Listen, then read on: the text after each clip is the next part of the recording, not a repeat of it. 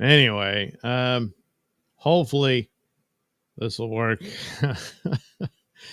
Wasn't even going to do it. I thought, yeah, I can go ahead and do these DCU stories and should get an hour out of that. That'll work. And hopefully that'll be the deal. Good to see that the audio is working. So, other than the weird setup that was supposed to put the title in it and everything, I guess it's okay. But anyway,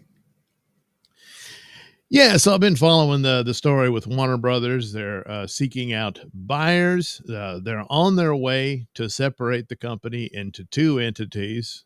There would just be Warner Brothers, which would be all uh, the movies production studio and the streaming service HBO Max.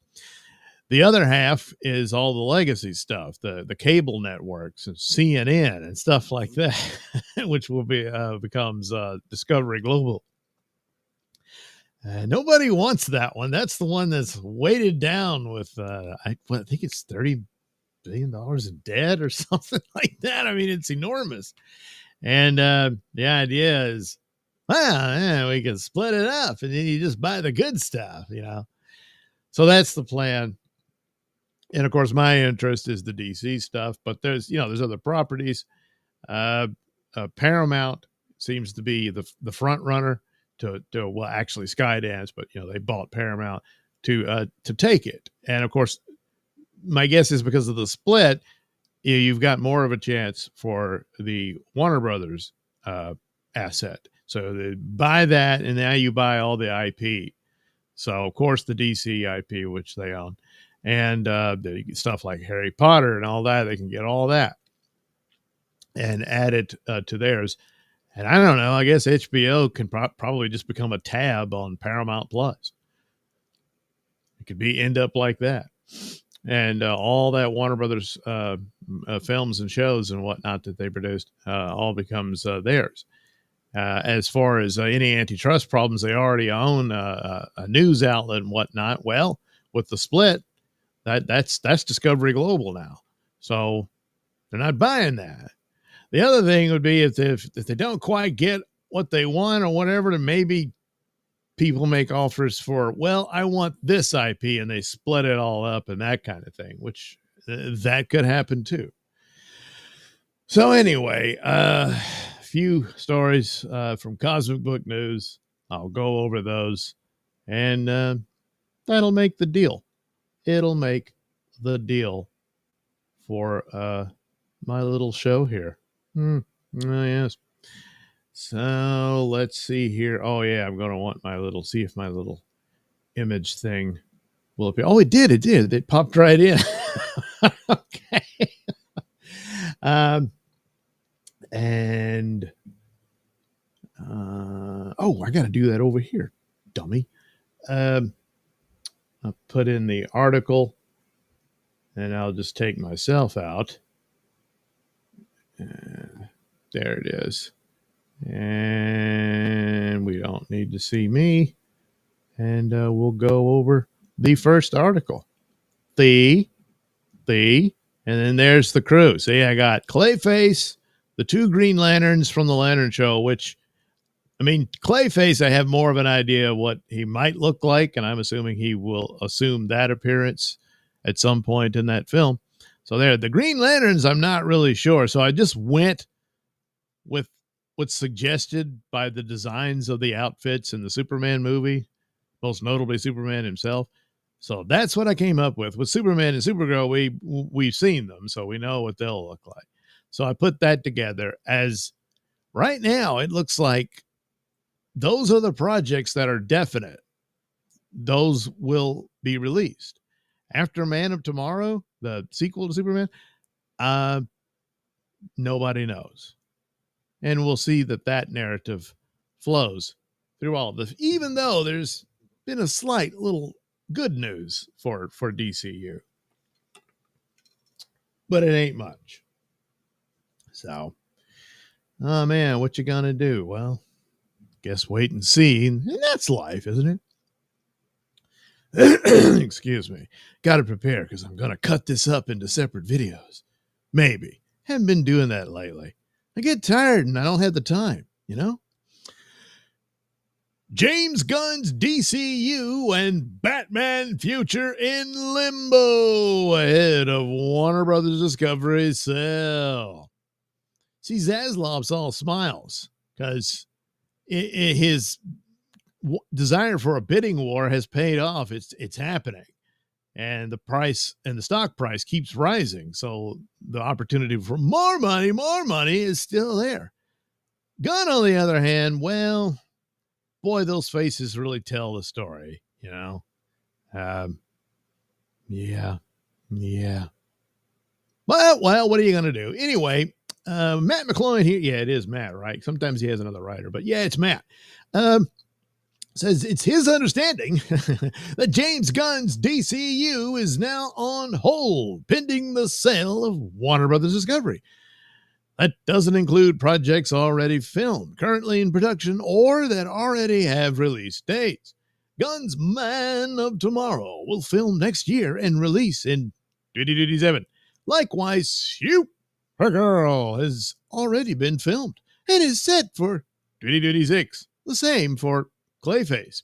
Lanterns will debut on HBO Max in early 2026. Gunn also has 2 animated series in the works. Creature Commando Season number 2 and Mr. Miracle, based on the Tom King story. Yeah. However, if nothing else goes into production by 2026, everything will have to wait until whoever buys WBD decides what to do with DC. Yep, you just gotta wait. Batman on hold. Wonder Woman in question.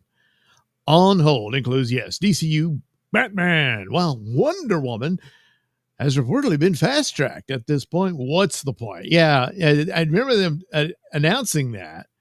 But I think that was before they knew the full results of Superman and Peacemaker season 2. So then it's like, whoa, we got to put the brakes on. And, if you had a hot property, then it'd be a no-brainer and you would just go forward, even with the sale on the horizon, because you've got something that's valuable. So probably that's it for Wonder Woman. Whatever the fast track beginnings was, I guess there's either a script underway or maybe even completed, but yeah. So anyway, people within Warner Brothers worried about what Gunn planned to do with Batman before the release of Peacemaker Season 2. But after how poorly Peacemaker performed, there's even more reason for concern. Batman is one of the WB's biggest IPs and DC's largest brand. Yes. Which is another thing, is like, I know they're stuck here, and this has always been the case as they kept trying to shift gears on these DC properties.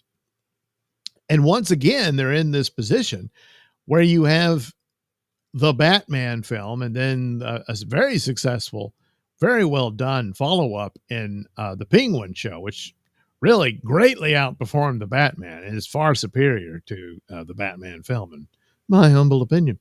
But nevertheless, there you have this Batman property. Now you're reintroducing a shared universe, which the Batman property isn't a shared universe property. So now you're doing this. Of course, you could have just said it is and make him a part of it, but they butted heads over it or what have you and didn't do it. And now you're in this jam, because then the Penguin was very successful. So the idea of the Batman getting scrapped in favor of a new Batman didn't happen. So, okay, you continue on with the Batman. Well, now you're putting yourself in the position where you're going to have 2 Batman properties competing with one another. So how long, so now you got to keep pushing it. The Batman 2, what if it's a smash hit, So then, you got to do a third one. Yeah. And in somewhere in between that, you're going to have this other Batman. It was always a problem. And yet at the same time, what's your DC brand's main moniker? It's Batman. It used to be Superman a long time ago, but it's Batman. and you're trying to launch this thing and you don't have your star player, even though, this isn't like Marvel where they didn't have the rights to their own character and stuff like Spider-Man, no, you've got full control of Batman, and you're in a position where, damn it, can't quite use it. Yeah. But anyway, who knows what a Gunn Batman would be, So Gunn faced massive backlash for Peacemaker Season 2, which he described as the sequel to Superman. Yeah, that was a big mistake. Yeah. Yes, there's connectivity to it because the plot revolves around dimensional portals, which Luthor used in the movie, all that. But to just go on and say, oh, you loved Superman, you want to tune in for Peacemaker Season 2, so you can see the bisexual orgy in the premiere episode. Yeah. Well, the show nearly lost half its audience, and Dwayne Johnson's Black Adam even outperformed Superman on HBO Max over the same period. That's not the case right now. Superman's edged out, but it's kind of telling. Gunn has already said he won't be developing his DCU Batman while Matt Reeves films The Batman Part Number 2 in 2026. That means if a DCU Batman ever happens, it seems unlikely, production wouldn't start until 2027, and that's probably unlikely. Again, because it seems like 2027 is when the Batman Part 2 shows up. I mean, he's going to film it in 26. And then, like I said, what if that thing hits $1 billion, You're going to start filming another Batman that's not related at all. Plus Gunn's DC contract expires in 2026. So that'll probably be the end of it, but maybe not. Maybe one of these other projects, will make all the difference. So Gunn recently admitted he doesn't know what his future is at DC following Man of Tomorrow. Well, that's, I've been told, Matt McGloin, not me, has been told that with new WBD owners comes a new direction for DC. Well, yeah. You needed like this massive opening and draw to the property. You didn't get that. Otherwise, they're just, I don't know. Let's try something else. They might even we'll just keep doing the Batman movies. Maybe we'll revisit this at a later date. That's a high likelihood of that sort of thing. So anyway, Andy Muschietti, also to Variety, to wait a couple of months before talking about the DCU Batman. Clearly because of the pending sale. Yeah, I'll get to that later. The Sergeant Rock movie and James Mangold's Swamp Thing have been put on hold. Sergeant Rock's probably not going to happen at all. And likely Swamp Thing as well. Because James Gunn's done jump ship to Paramount. But wait, maybe Paramount will buy the company and he can still do it, because they'll own Swamp Thing then. I don't know. Those delays line up with Gunn's contract expiring and everything being pushed to 2027. So it's fair to assume those projects aren't happening anytime soon at all. Peacemaker won't be getting a season 3. The Viola Davis Waller series isn't happening. And Gunn has quietly pivoted away from his original plan toward a Superman family saga. There's little reason to build a broader universe when WBD itself is about to change hands. Yeah. So maybe Gunn stays. McGloin says he's told that if Comcast Universal buys WBD, they would probably keep Gunn. But that was before he released anything. Since then, Gunn's DCU results have been divisive and reportedly unprofitable, which McGloin, first reported. Then he says, and then Forbes got it. Okay. So if Skydance buys WBD, the best case scenario is for Mike DeLuca to take over DC. DeLuca just dated the Minecraft sequel only 2 weeks after Gunn's Man of Tomorrow. Yeah, that's a surefire sign. There's no confidence in Gunn anymore. So, in his recent interview questioning his DCU future, Gunn also sounded like he didn't even know what was happening with Lanterns. Oh boy. He's supposed to be the head of DC Studios, and he seems unaware of key projects. At this point, Gunn looks more like a director doing his own thing than someone steering a studio. You'll also notice that Gunn has been appearing in various YouTube interviews lately, no doubt to draw attention to himself amid the pending WBD sale. It's likely also a response to Zack Snyder recently posting new DCEU images, which reignited fan support for Snyder's DC vision. Yeah, he does that. He does tease. So that's the deal. Had Superman been this massive, breakout success, this would be a different story, obviously. But that's not what happened. And, well, that's hey, that's just too bad, But I wanted it to work. I wanted something because I was hoping, I think this was the last chance for DC to get a shot at what Marvel was able to accomplish. That being a shared universe for at least a good 10-year run, which Marvel was able to do. It's in shambles now, but they had a good run there for a while. And that's a solid run of films there. And that's a nice thing to have. Surely there could have been something similar for DC, but you got a handful of a couple of movies.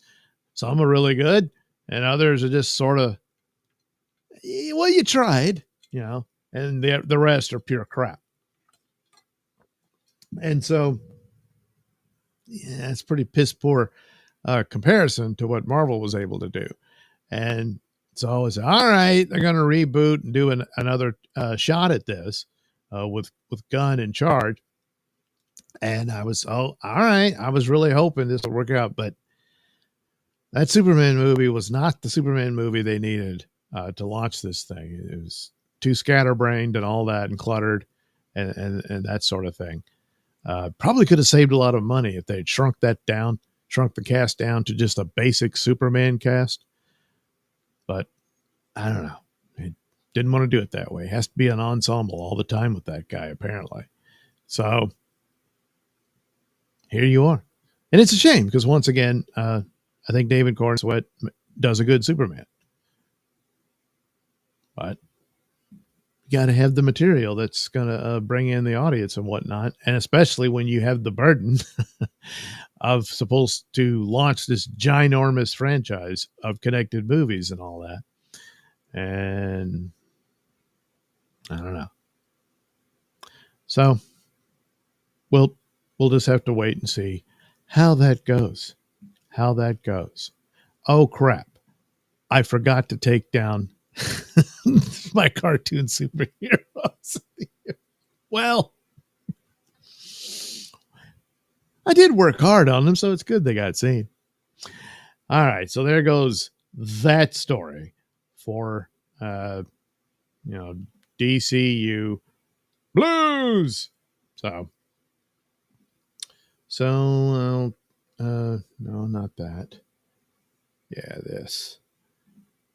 Well, take a look-see for the next explosive story. Well, we talked about that Batman business.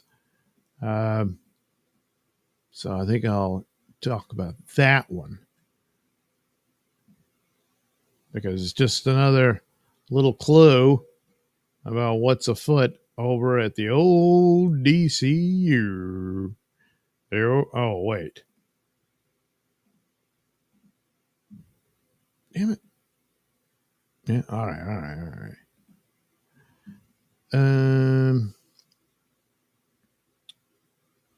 Well, that's not, that one. No.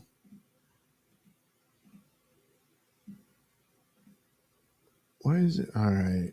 Defaults. Yes. No.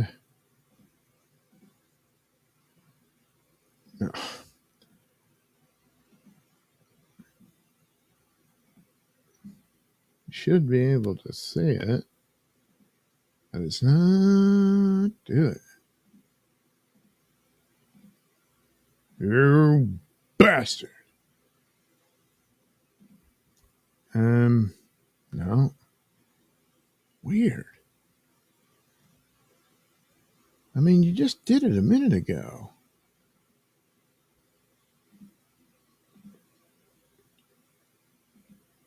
There. Anyway, I'll get this up there just as soon as I take myself out, and we'll go to the next article. But first, always stay hydrated. It's water. Water's the best source of hydration, I find. I do. No, really. All right, poor Batman. What's the deal? Well, Andy Muschietti on DCU Batman. We have to wait a couple of months, guys. Oh, yeah. Well, now look, I feel pretty bad about Andy Muschietti. Yeah, he got the blame for the Flash failure. He was the director, it's going to happen, and all that stuff. But it wasn't really all his fault, and in a lot of ways. That film got pushed around, jerked around, all kinds around, and I don't know. It was probably impossible to cobble anything out of that, and so what's he supposed to do? But he's the one, make it happen, and well, could he? Well, I don't think anyone could under those circumstances. And so that's the situation he finds himself in. And so now it's like, well, now what are you supposed to do? And with obviously the worst part being the scandal for his star with Ezra Miller and all that. And so there's no way he was going to be able to fix any of that. And he didn't have time to recast and so on and so forth. It was just bad all over the place. And so he's left with that, and he tried to make it work with what he could. Then, of course, they ran out of time and money, I guess. He couldn't finish the special effects. That looked terrible. It's a bad spot for him to be in. And he was announced to be the Batman director, I think, before the movie came out. And then, of course, it flopped so hard. And they did pump some money in for its advertising. They bought a Super Bowl ad, but they didn't let him finish the movie, and butchered it and stuff because of the 3 different versions that we're going to have. Man, on and on and on it goes. It's amazing it ended up the way it did in a lot of ways, but this is a bad situation all around. So he did. Oh, and I didn't even post that. I did a video on that. Damn it. Well, it's on my locals, but I'll put that one out too. But he said, well, this is a bunch of fans who didn't give the movie a chance or something like that. You want to steer clear of that. But anyway, Andy Muschietti on DCU Batman. We have to wait a couple of months. Why, what does he mean? So Andy Muschietti, director of The Flash, says he'll have more to share about his DCU Batman movie soon. But his cautious answer suggests things might be on hold as Warner Brothers Discovery faces an imminent sale. Yeah, that's pretty much the whole story. Good night, everybody. Well, speaking with Variety at the premiere of HBO Max's Welcome to Derry, Muschietti and his producing partner and sister, Barbara Muschietti, were asked about the status of Batman the Brave and the Bold, which was announced in 2023 as part of James Gunn's DCU. The intention is yes, but we can't talk about it, Barbara said when asked if the film was still happening. The intention is yes. Well, obviously it was announced, but Andy added, we have to wait a couple of months to start talking about it. He then caught himself saying, I screwed it already. Huh? The offhand comment immediately fueled speculation that the project's future may be uncertain, likely tied to the pending Warner Brothers Discovery sale that could see new ownership take over by mid-2025. Mid-2025? 2025 is damn near over. We're past mid-2025. I think he meant mid-2026. That's got to be what he meant. Anyway, as previously reported, James Gunn's DCU is not expected to move forward until after Matt Reeves. DCU Batman. Yes, after Batman Part 2 in 2026. That means if The Brave and the Bold happens, it wouldn't begin production until 2027. Yeah, that's, at the earliest. But I don't think so. The same year, Gunn's Man of Tomorrow releases after his contract expires. Well, as we went over, it appears as if most of Gunn's DCU is currently on hold pending the studio's sale. So Swamp Thing and Sergeant Rock, those are gone. Peacemaker Season 2 took a number 2. Superman didn't do well. So Muschietti's couple of months remark likely isn't about developing timelines. It's about waiting for corporate clarity.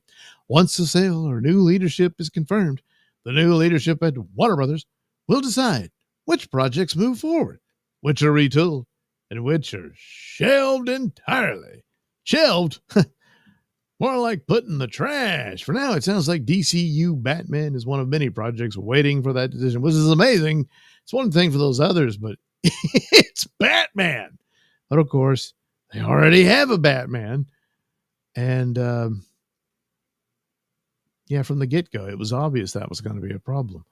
But combined with everything else, it's more than likely Brave and the Bold just isn't going to happen. And I don't know. I mean, the idea of doing the whole Damian Wayne thing and all that, I can't say that I'm all that much of a fan for that iteration of Robin and all that. There's been some okay titles here and there about him, but not really a fan of it. And especially with the way Gunn's describing it, he just liked him because he's a little snot and that sort of thing. So I don't know how much of his influence would be over it to make it, kind of silly and whatnot. I mean, a good father and son story could work very well, and it would separate it from the Batman movie. But I just don't see any studio saying, "Yeah, let's produce two competing franchises that cancel each other out of the same character." Pretty hard sell. Now, look, for Batman fans, hey, we're getting a whole bunch of new Batman every other year, or something like that. I mean, you get Matt Reeves Batman one summer, the next summer you get James Gunn Batman, and okay, but it seems highly unlikely. So that's how that old cookie crumbles. Yeah, I know. All cookies crumble somewhat. But they don't really have to. No. But they do tend to do just that. All right. Well, it's all been kind of bad news for Gunn and his version of DC and all that. However, there is some good news for him as far as Superman goes. So I guess we can call this segment Superman Strikes Back. Yeah. Superman tops Black Adam. No, not like that. After full week on Nielsen, outperforms Marvel. Yeah, he's saying, you thought I was done, huh? Well, guess who's back? Yeah. That is a terrible shot of Superman. I mean, he looks like a cartoon that died. What were you thinking? And where did his cape go? Anyway, James Gunn's Superman finally gained some ground on streaming, though the bigger picture still isn't great. Oh, damn it. With Nielsen's second week numbers now in Superman on HBO Max pulled 569 million minutes during the week of September 22 and 28, ranking number 2 on the movies chart. That brings the total to 1.8 billion minutes over 10 days, an average of 108 million per view. The film's first 3 days delivered 513 million minutes, 171 million per day, while the following 7 days slowed to 81 million per day, a steep drop, but a typical streaming pattern as initial curiosity fades. The good news for Gunn is that Superman at least managed to pass Dwayne Johnson's Black Adam.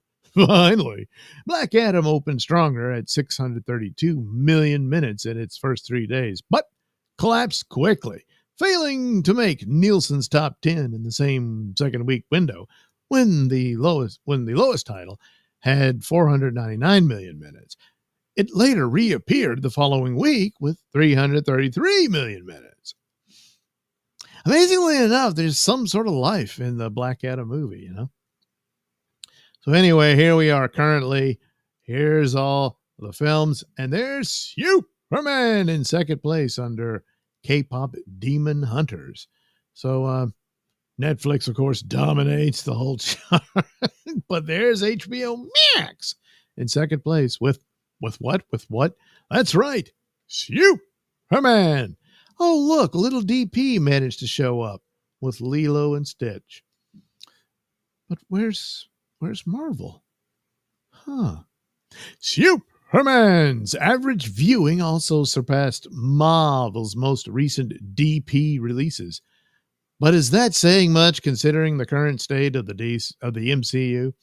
Captain America Brave New World started strong with 750 million minutes over 4 days and followed with 304 million in its next week for a total of 1.5 billion minutes across 11 days, averaging 96 million per day.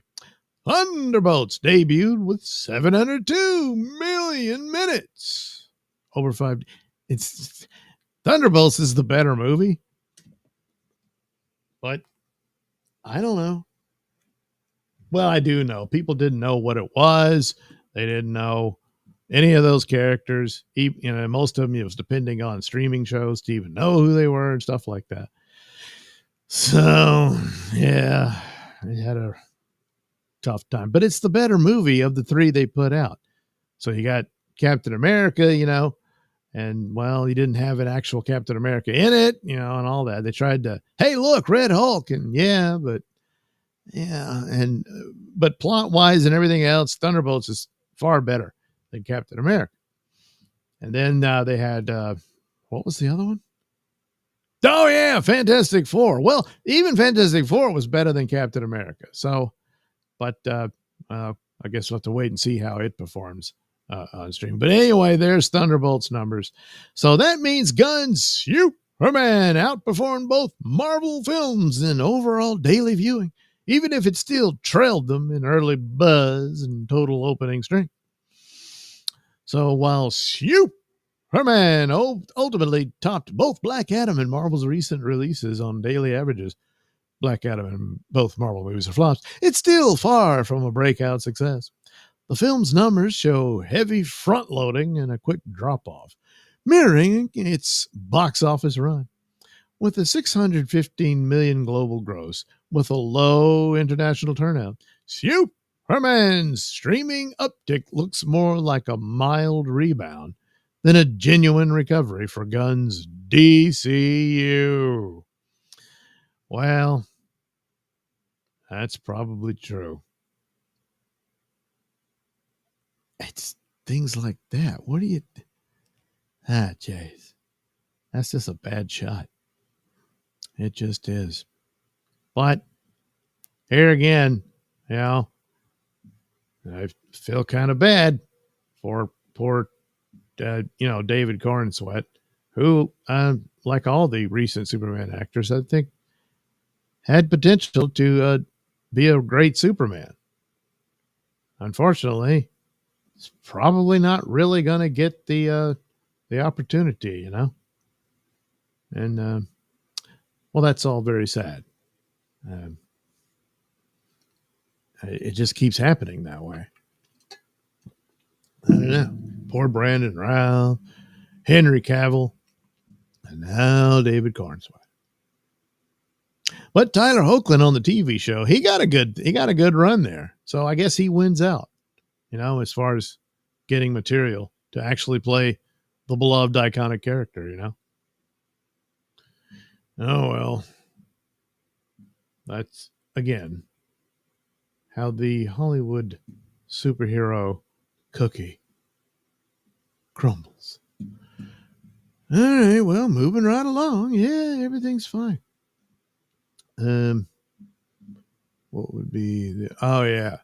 So what does this mean about, oh wait, no, there is one other thing.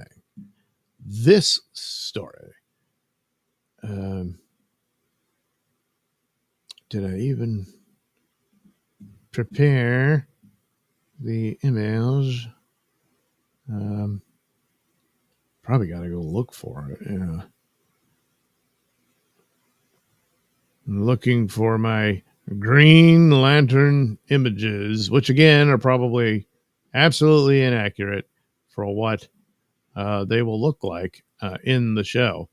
But they haven't really shown anything, no details of what the costumes may or may not. Well, where's the ones? Ah, damn it. I can't find it. Damn, I wonder if I put it in a different... Oh, there they are. All right, we'll go with this. And, well, I did them in a styling that's consistent with what we've seen from the Superman movie and stuff like that. So we'll see how that works. We will indeed. I'm messing around with them, putting them in position. See, that's them. Oh, no, this way. Hey, look, it's them. So maybe they'll look something like that. Or not. I don't know. But we'll find out. We'll find out together. When they put the show out. Which they will. I know the DCU's in trouble, but they'll put the show out. I mean, they went through all that trouble to make the damn thing, Aaron Pierre on DCU's Lanterns. An enormous shoot. Grand scale. Well, that's interesting because it's, now, it's going to be set in this small town in Midwest America and all that. I was like, for a Green Lantern show? But apparently there's a lot of spectacular stuff and outer space stuff. So, all right, hopefully. Aaron Pierre, who stars as John Stewart in the upcoming DC series Lanterns, due out in early 2026 on HBO Max, says the project has officially wrapped production and offers fans a sense of what to expect from the new take on the Green Lantern Corps. Speaking with Esquire, Pierre confirmed the large-scale nature of the HBO Max series. We recently wrapped Lanterns. It was an enormous shoot. It was of a grand scale in every sense of the word. The series, part of James Gunn and Peter Safran's DC Universe slate, follows both John Stewart and Hal Jordan as Earth-based Green Lanterns, investigating a dark mystery that ties into the wider DCU. Pierre explained what drew him to the character and what audiences can expect from the show's tone. Well, it's a job. That's what drew you to it, isn't it? I mean, come on. That's the deal. I would think. But okay, he got interested in the character. One of the things that I love most about the Green Lantern Corps is that, yes, they are heroes, but they embrace their flaws in a way that is beautiful, that makes them extremely relatable, he said. He added that the characters' humanity and imperfection were a central part of the show's approach. They do their best to redeem themselves actively, consciously, when you watch it, it almost makes you go, you know what? If I could just figure out where to get my application, I could be in the Green Lantern Corps, he said. The training would be intense, and the responsibility would be enormous, but I might be able to just apply for this and have a go. Be all you can be. Find your future in the Green Lantern Corps. Pierre emphasized that Lanterns aims to present grounded, character-driven storytelling within its sci-fi setting. There's just a relatability to it that is beautiful. It's getting a little repetitive here. Hopefully that resonates with everybody. Well, it usually does, and yeah, hopefully. The series marks one of the flagship entries in DC Studios' new interconnected universe and is rumored to debut in 2026 on Max. Pierre also stars in Star Wars Starfighter. It's odds are Lanterns will be better. Alongside Lanterns, Pierre will also appear in Star Wars Starfighter, directed by Sean Levy. Speaking about the film, Pierre praised the filmmaker's energy and attention to detail. All I can say is Sean is so very wonderful. He's so passionate. He cares so very much. I guess so. He's passionate. And it's, as does everyone who's involved in this. We're really doing our best to bring the very best version of this film to the fans. We understand the magnitude of this, so we're very excited. Well, all right, it's a good, safe answer and all that, but I don't have much hope for Starfighter. Didn't really have much hope. I mean, Lanterns, when they announced it, was the one project they announced that interested me the most. Then they said that Damon Lindelof and Tom King would be the head writers on the series. How the hell Damon Lindelof is even considered after what he did with his Watchmen series for HBO is beyond me. And Tom King, jeez. I mean, it's a perfect combo because they're very much alike. You tease your audience and then never pay off. Of late, Tom King is very political and just turns every character, well, every male character into this depressed guy seeking a mummy wife. I mean, he's awful. But the main thing is tease, no payoff. So really very, very nervous about those two being involved in it. The showrunner is that, I forget his first name, maybe Chris Mundy. He worked on the Ozark series. So, all right, he's initially in charge of it. So maybe he'll fix whatever flaws and mistakes they brought to the table and it'll be all right. And that's the strange thing, as DCU appears to be collapsing. What if this thing's great? It could be just really incredible. Which, yes, a good thing and all that. But I guess this could be the situation where when the new owners come in, they say, all right, scrap everything. Hey, but you know what? Keep this DC Lanterns thing.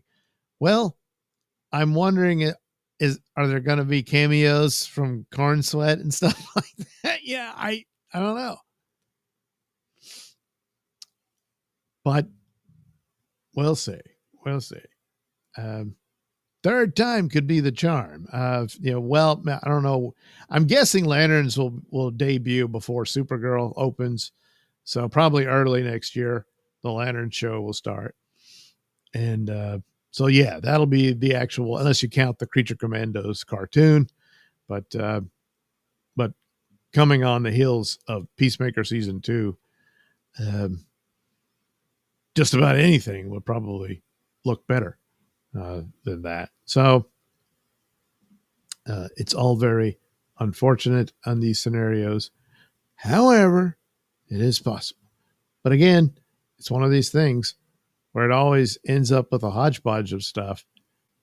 And depending on how great the show is, yeah, it might be the one thing that survives this all very quick and sudden collapse of yet another DC franchise of media. So good luck for Green Lantern. All right. Well, not all folks just yet. There's one more. One other player that just can't seem to go away. Because a lot of people don't want him to go away. Yeah.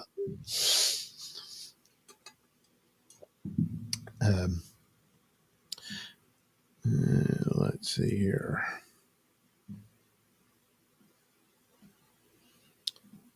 All right. Zack Snyder. Oscar, we don't need a corner picture of anything. I'll just go with this. Zack Snyder quietly fires back at James Gunn's Superman reboot. Well, Zack Snyder has once again stirred the DC fandom. Well, he's definitely doing that. This time, but not by posting, but by liking a viral Instagram reel defending Henry Cavill's Superman.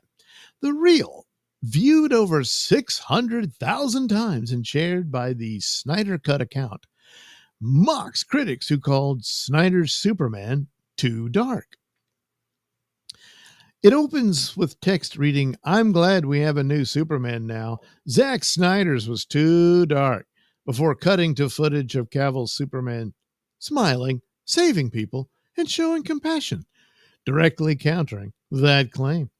The clip quickly went viral, racking up tens of thousands of likes and thousands of comments, and Snyder's quiet like sent fans into overdrive. So there you go. There's Zack Snyder saw this and yeah, man, my Superman was a good Superman. So, and that's what he's doing. He's liking the compliment, of the criticism of his Superman. It's not really a dig at David Cornswetter or Gunn's Superman, It's just he's liking that people have been unfair to Henry Cavill's Superman. But I think the response to it was mostly the overall tone of the films that his Superman performed in was dark. Superman himself, they were saying he was depressed and indecisive and didn't know what to do and stuff like that. But when it came to like being a dark character, he really wasn't. Batman was, but then you can see the plot there was that, Cavill's Superman was very disappointed and disturbed by what Batman was doing. And that's what set them against one another and stuff like that. So McGloin continues, says, "My own reel on Henry Cavill as Superman has been viewed over 200,000 times. Yeah, a lot of people liked him in the role. Even people who weren't particularly fond of Zack Snyder's take on overall did like Henry Cavill in the role and would have been fine with him doing another Superman film. Probably under someone else than Snyder, but that's the deal. I don't think people were really disgusted or didn't like Henry Cavill as Superman at all. I didn't really ever hear that. So anyways, Snyder's simple like was enough to ignite speculation across social media. Many fans saw it as a sign of support for Cavill's Superman and a subtle response to James Gunn's reboot, which cast David Cornswetter in the lead role for Superman. The timing also raised eyebrows. Snyder has recently shared new black and white Leica? I'm not familiar with the camera. Photos of Henry Cavill as Superman, Ben Affleck as Batman, and Joe Manganiello as Deathstroke, fueling talk that something could be brewing behind the scenes. In his post, Snyder wrote, "Henry Cavill is Superman." Well, yeah, but again, it's kind of like he's proud of what they did together. He's proud of his Superman. You could chalk it up to that. But yes, he teased this type of stuff during the release of the Snyder Cut. And the Snyder Cut did get released, and he would put these black and white photographs from the set of Justice League, over and over again. He would do tons of them, and everyone would get teased and excited. And sometimes there were a little puzzle like riddle messages in it. And so, he was really playing it up. So for this to happen now in the midst of the WBD sale and rumors about Gunn's possible future being cut short when it comes to DC, then he weighs in with this, so it's like, huh? And now the main front runner to buy it is still Skydance Paramount. But of course, the main fantasy of Snyderverse acolytes is for Netflix to get it, because Snyder's makes films for them. And so this would be another project that comes in back into his lap, and he does it for Netflix. So if they bought the IP of DC, some kind of deal like that, there is that possibility. That being said, to garner excitement and to say there is a significant market for that version of the DC characters, regardless of who ends up buying Warner Brothers, they might want to take a look at that. So, possible, yes. Have people reached out to him and there actually is something afoot like that? If we win this one, we're going to, stay by the phone, Zach. We might be calling you. Something like that. I don't know. But to jump the gun a bit, it might be a little foolish, but yeah, whatever. In this case of the Instagram post, that's Zack Snyder liking what the guy said, because the guy's defending Henry Cavill's Superman. Yeah.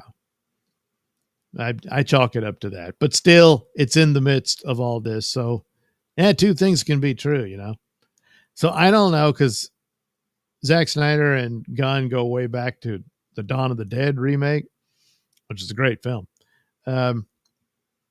and seem to be on friendly terms, but I don't know. And plus, Zack Snyder himself has said he's really interested in a Dark Knight Returns movie, and that might be the whole thing, that he wants Ben Affleck and Cavill to play those roles, and that's the most likely outcome. Something like that, a one-shot deal. Movie based on that comic book series. Series, limited series, but the story. And he would shoot that. The only thing is I'm pretty sure Henry Cavill wants a full-on Superman movie. Maybe that would be something negotiated, that if I can get a Superman, but he's been jerked around so many times with that promise. And the same is true for Ben Affleck. Only Zack Snyder could possibly get him to come back to a Batman role, because he got jerked around too, right up to the last minute here with promises of another Batman movie, and then they pulled it out from under him. So yeah, that would be the only scenario where he might reprise the role. But for Cavill, he would, because the Dark Knight Returns, it's a Batman movie. One of his sort of subtle complaints about Batman versus Superman is that, that's a Batman movie, and he always wanted a Man of Steel 2. And maybe part of the negotiations is they'll get together and talk, maybe, I don't know, revisit the pitch that he and Macquarie offered, but it just depends on who buys it and whether they're believing that this is worth the investment. Yeah. So anyway, there you go. Yes, the WBD sale will come with more than likely new DC leadership. Likely DeLuca takes over there, who was in favor of some revival of the DCEU previously. That's not exactly a guarantee now, but as McCloin says here, Zack Snyder could be throwing his hat in the mix. Yes. Saying, I'm still kind of interested in those characters. So yeah, I guess kind of, sort of, there's something to this. I don't think it's a dig at David Cornsweet or even James Gunn. I think it's more of a, yeah, my Superman was a good Superman. I think you can take it for that.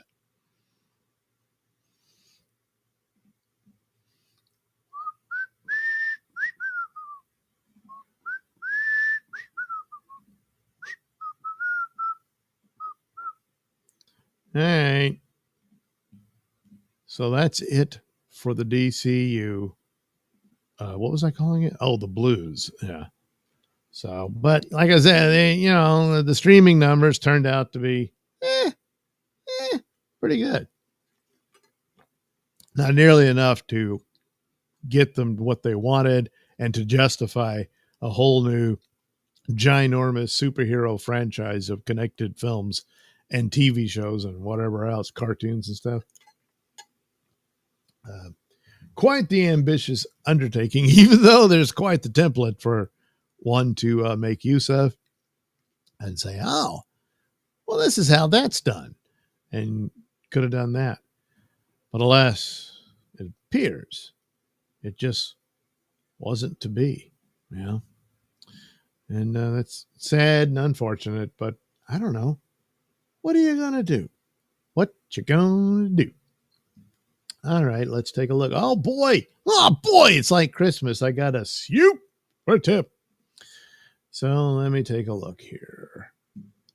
Why is it doing it double like that? I don't know. Hail Douglas. Rock on, brother. Why, thank you, Wes Cagle.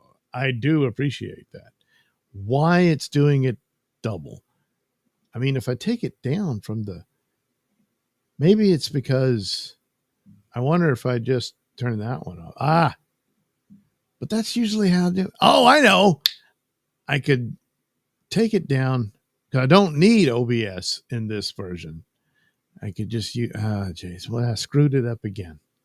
Damn. But anyway, thank you very much for the super tip. And you rock on too. Oh, yeah. So there we go. See? Not too bad of a show, I guess. Me reading articles so you don't have to.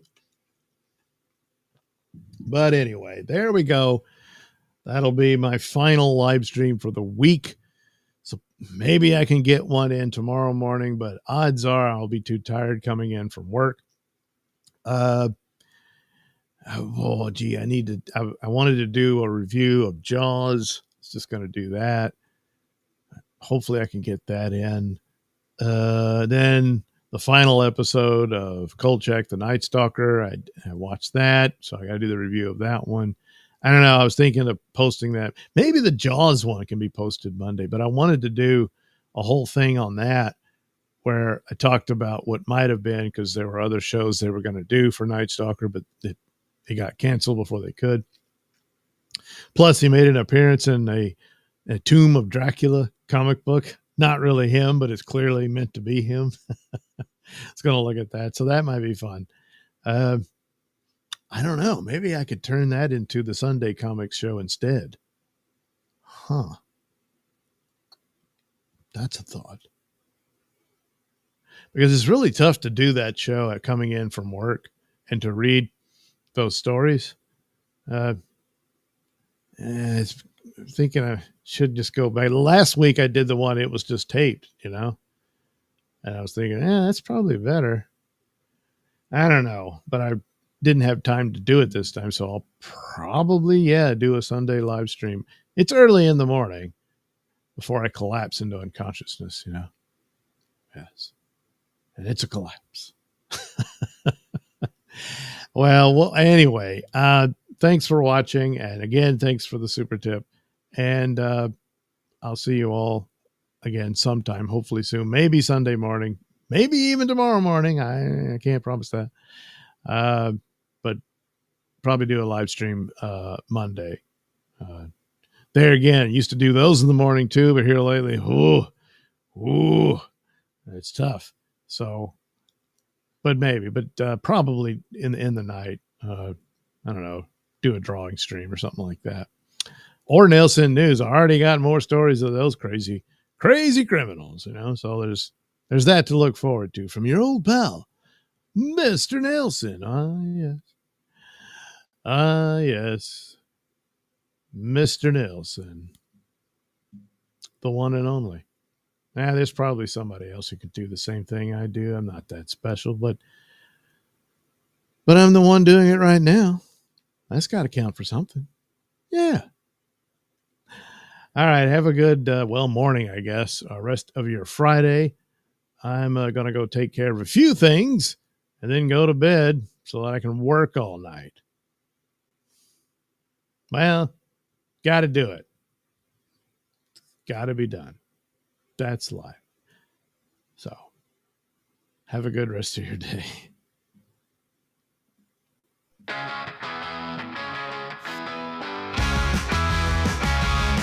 Hollywood good to Billy wish they would. There's no debating. All that's left is the Nailsin reign. The first feast from the corpse of the beast. Only after the feel of the vulture. Pop goes the culture. Pop, pop, pop, pop goes the culture. Myths and legends, grants an escape to heaven. A darker, taller tale is a tour of hell. Pop goes the culture. Pop goes the culture. Pop, pop, pop, pop goes the culture.